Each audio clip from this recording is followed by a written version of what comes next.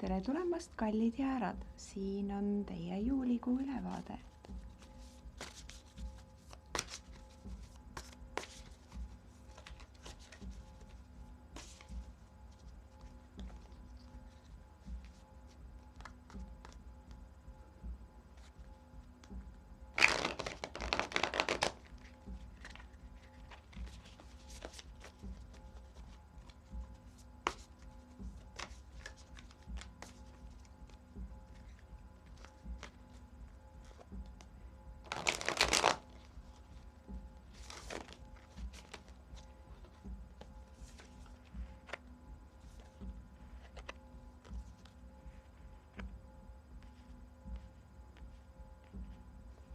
Niisiis, need jäärad, kellel nüüd juunikuus suhe karidele jooksis või karidelt läbi või üle käis, on lootus sellesama suhte uuesti ülesvõtmisele või parandamisele, ehk siis kõik ei ole veel kadunud, kui te muidugi soovite seda.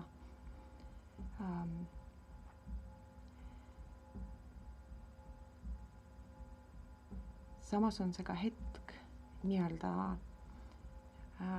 arupidamiseks iseendas, kas ma ikkagi ise tegin kõik õigesti, kas minu sõnad olid õiglased, kas minu teod olid õiglased, ehk siis praegu tuleb läbi väga kohtumõistva või hindava filtri vaadata kogu seda juhtunut, ilma süüdistamata üritada siis ilma emotsioonidesse langemata analüüsida iseenda käitumist selles olukorras, iseenda olemist selles olukorras. Ja loomulikult me ei räägi ainult paarisuhetest, me räägime üleüldse inimsuhetest, ehk siis midagi olulist, mis eelmisel kuul kannatada sai või siis nii-öelda elas üle sellise kriisi olukorra, saab siis nüüd sellel kuul lahenduse, kui te aktiivselt ise olete nõus lahendama ja võimeline lahendama seda. Neile, kes ei ole suhtes või ei ole suhetes just nagu midagi äsja üle elanud, võib öelda pigem seda, et ka teil on praegu see hetk, kus peaks vaatama üle oma käitumise ja seda läbi nii-öelda ausa perspektiivi ja filtri.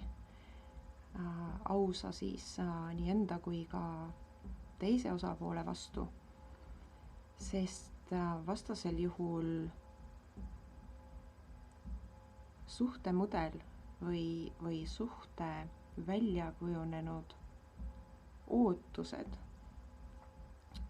võivad teile hiljem saatuslikuks osutuda, kuna see, mis siiamaani toimis, nüüdsest enam ei toimi ja peaks ümber arvestama oma ootused teistelt inimestelt. Üldises plaanis on ka töö juures või koolis või kus iganes kogukonnas või perekonnas te kõige sagedamini viibite, selliseid paika loksumisi seegu oodata, ehk siis jällegi põhjust vaadata, mida ja kui palju mina ise panustan ja kui palju ma teistelt ootan. Ehk siis vägagi suhetekeskne, suhete ja suhtluskeskne kuu, kellel parandava, kellel nii-öelda seesmiselt hariv, vajalik igal juhul ja nii-öelda üleskutse siis mitte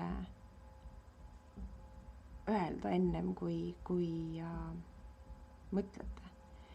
Mitte tegutseda, mitte reageerida ennem, kui mõtlete, sest selline mitte ainult äkkviha, vaid ka äkkreaktsioonid võivad põhjustada just seda, mida te tegelikult ei taha või ei oota.